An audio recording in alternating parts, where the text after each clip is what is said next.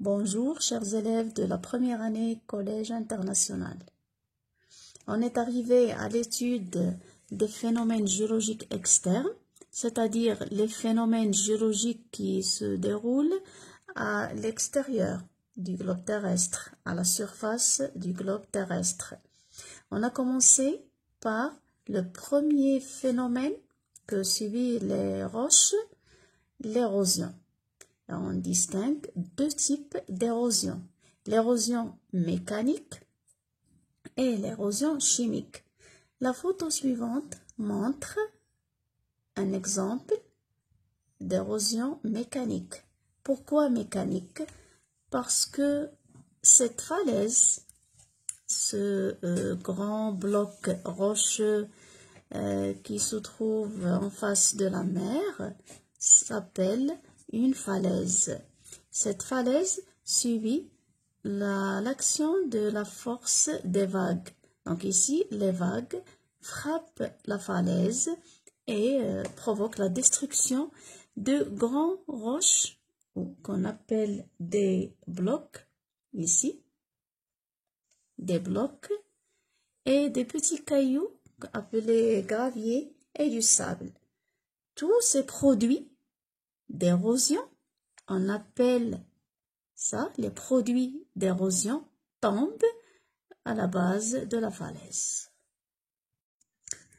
Vous devez bien sûr noter vos leçons.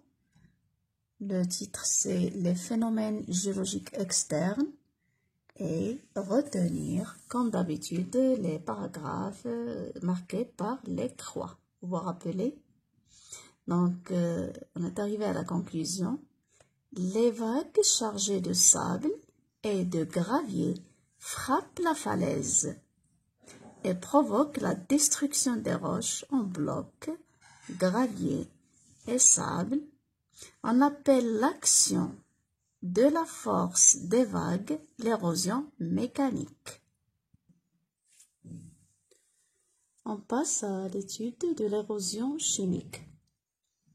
On étudie l'érosion chimique à partir des expériences suivantes. La première expérience, dans la première expérience, on verse quelques gouttes d'eau sur un échantillon d'une roche qui est constituée de sable et de calcaire, qu'on appelle la calcarénite. L'eau pénètre dans la roche. On dit que la calcarénite est une roche perméable, c'est-à-dire qui laisse passer l'eau. L'eau entre dans des pores, c'est-à-dire que l'eau entre dans les vides qui se trouvent entre les grains de la calcarénite. Et on dit aussi que cette roche est poreuse. Dans la deuxième expérience, on verse quelques gouttes d'acide chlorhydrique sur un échantillon de la calcarénite, c'est-à-dire une roche qui contient le sable et le calcaire. On observe bien que la roche fait effervescence à l'acide chlorhydrique. Cette effervescence est due à la dissolution du calcaire qui joue le rôle de ciment. C'est le calcaire qui cimente les grains de sable. Donc, quand l'acide chlorhydrique dissout le calcaire, les grains de sable vont être libérés. Donc, c'est le calcaire qui cimente ces grains de sable. On dit que le calcaire joue le rôle de ciment entre les grains de sable. Vous notez le tableau des expériences.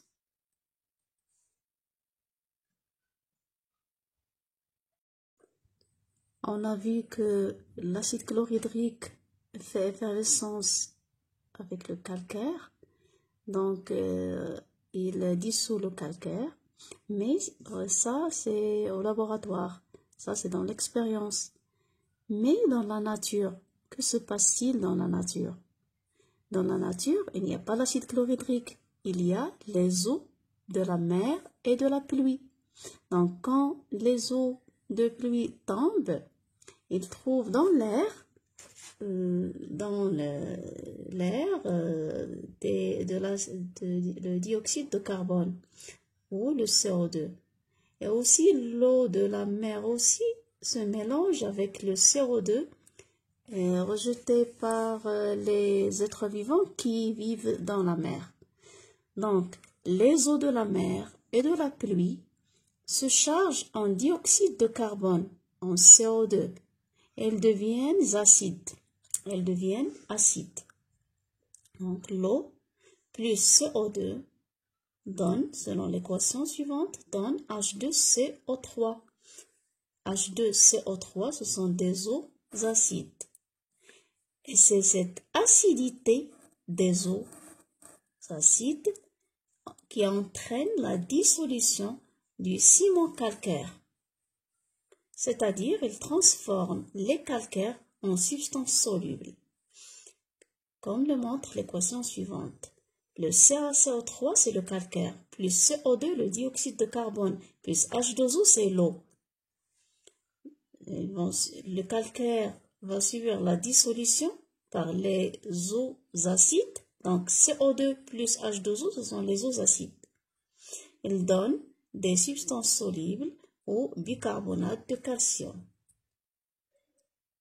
Et quand le calcaire dissout, il laisse des vides dans les roches, ce qui entraîne l'élargissement des fissures.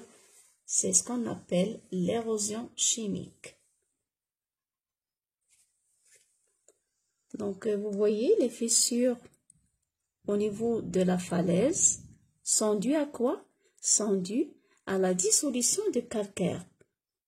Quand le calcaire dissout, il laisse ses vides, se forment de fissures, chocoques, au niveau de la falaise.